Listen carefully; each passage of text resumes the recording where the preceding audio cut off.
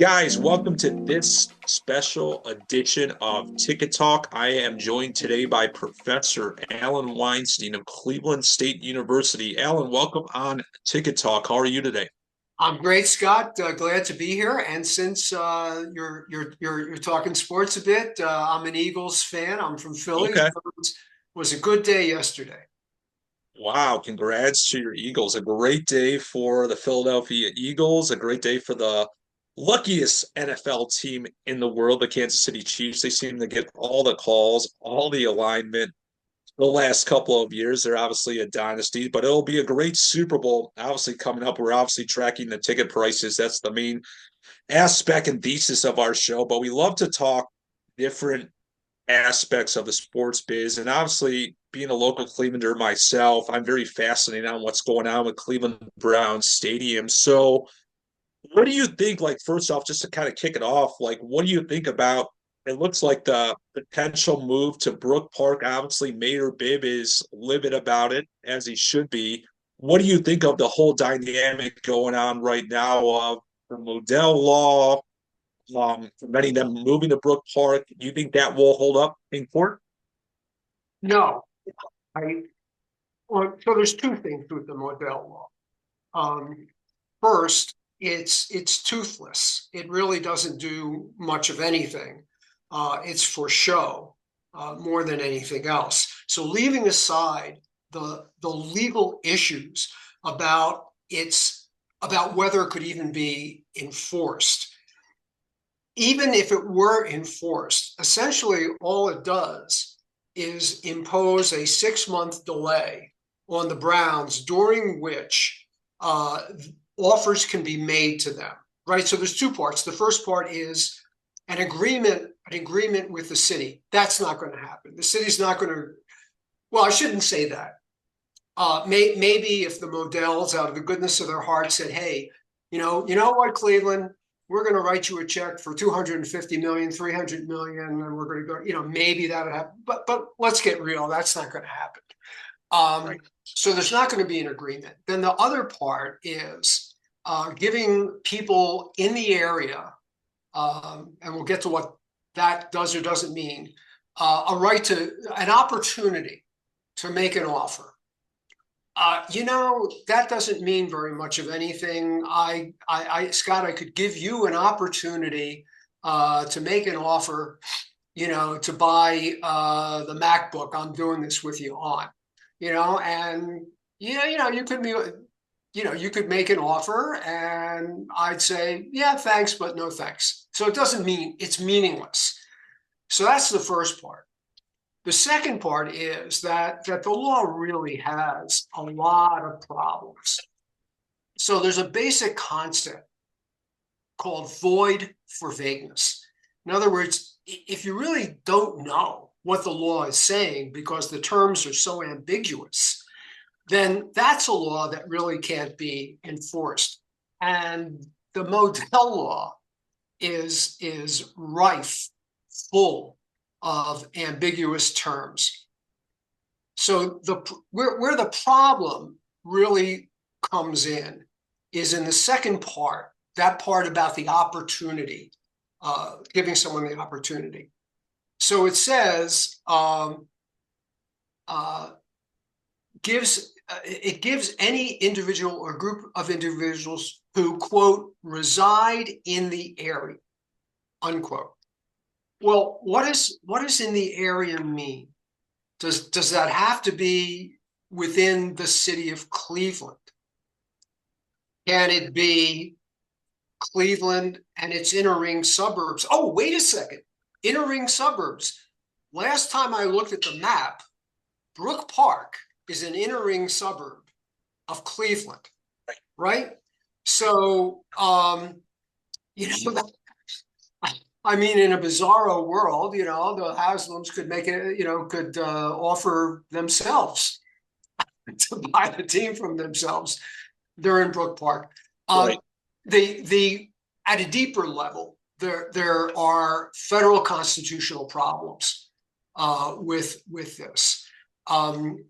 So not to get into the weeds of the Constitution, but the Constitution has a commerce clause.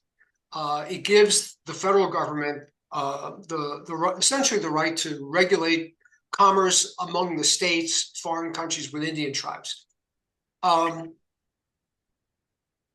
but there's another aspect of the Commerce Clause that's called the Dormant Commerce Okay. Clause.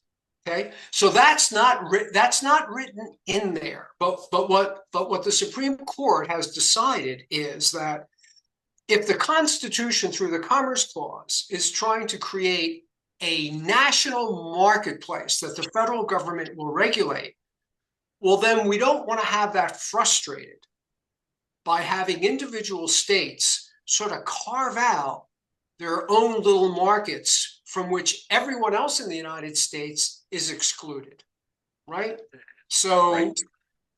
that's the problem with that. What that says is there's a market in something called professional sports. A subset of that is the National Football League. And when it comes to an opportunity to buy the Cleveland Browns and keep them in Cleveland, we're going to restrict that, not merely to people from Ohio, but only people from this area. So Right. literally, under the terms of this law, um, if one of my brothers who live in New York and Hmm. Pennsylvania hit the Right. lottery and Hmm. decided they wanted to buy the Browns, they would not be able to make an opportunity. And because of that, and because of the language that prohibits that, that violates, in my legal opinion, the Dormant Commerce Clause and makes it unconstitutional and unenforceable. Interesting. Really, my next question is obviously it's an uphill battle, and most likely they'll lose the lawsuit with the Modell law.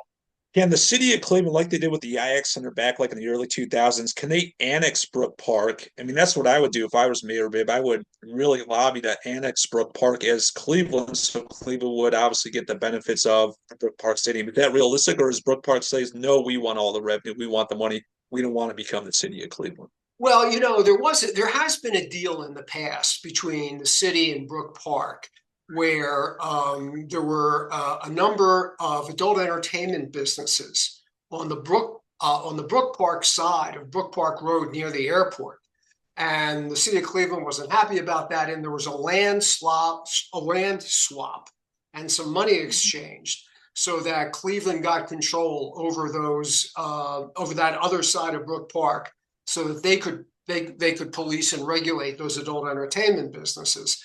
Right. Um, and there's been some deals about the IX Center as well.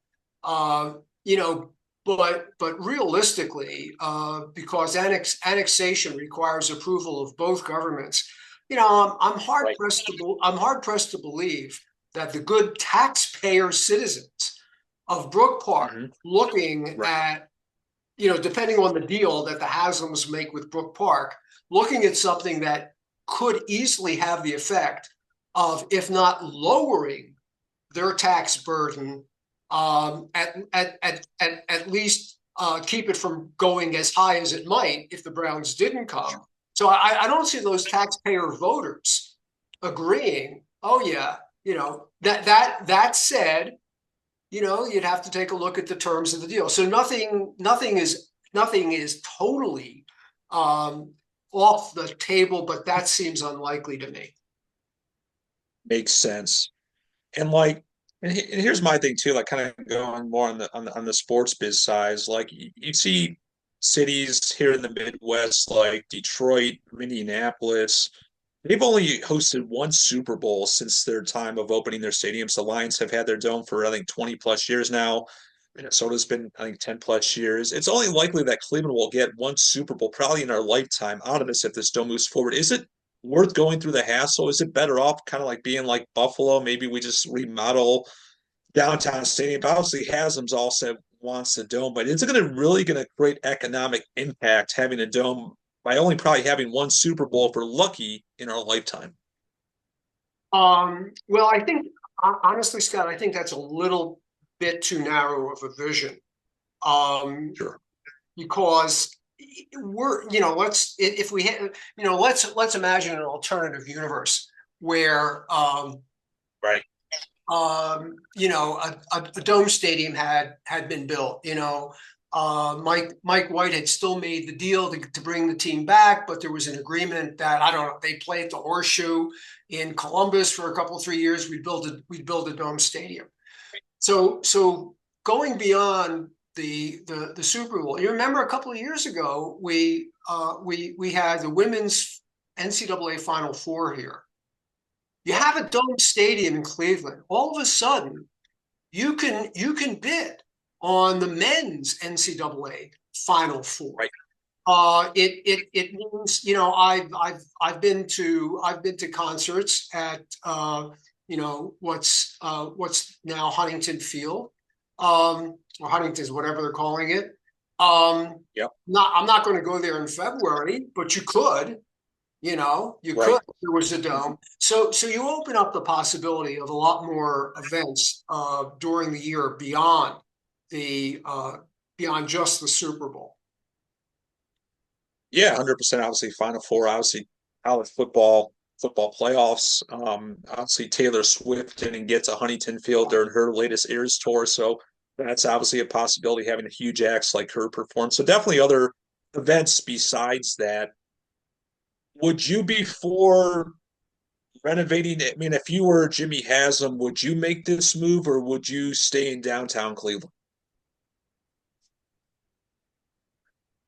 I think I think one of the issues with Haslam is that if he stays in downtown Cleveland, all of the dollars that are generated in the bars, the restaurants, the hotels, on and on and on from the games, he doesn't get any of that.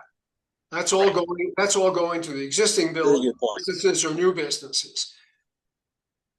At Brook Park, you know, he's not only getting the revenue for the stadium, he's getting the revenue for all of that. I mean, I'll tell you a quick little, I'll illustrate this with a little family story.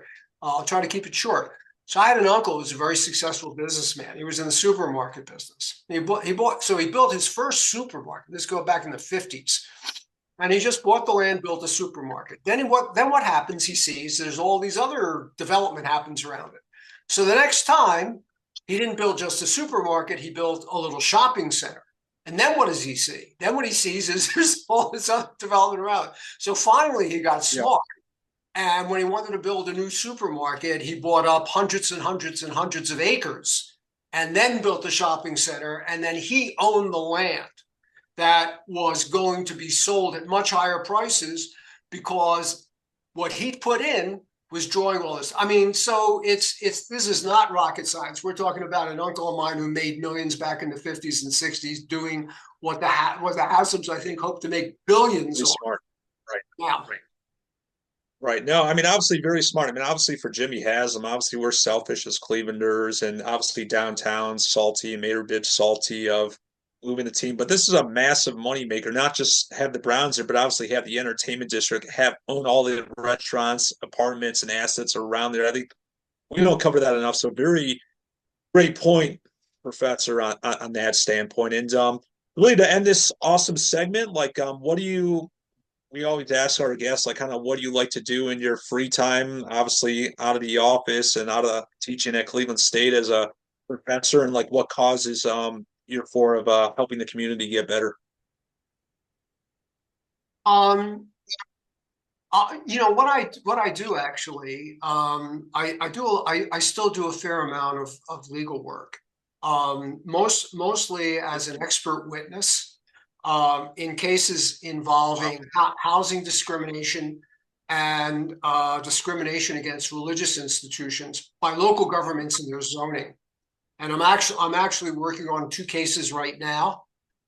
One in Connecticut involving a what is essentially a Catholic retreat and rehabilitation center Mhm. that some people are trying to close down. We don't have to get into the details about that. And the other case I'm working on involves a mosque on in Nassau County on Long Island, where again a local government is essentially trying to make it impossible for this mosque to build a new building that'll better serve the needs of their community.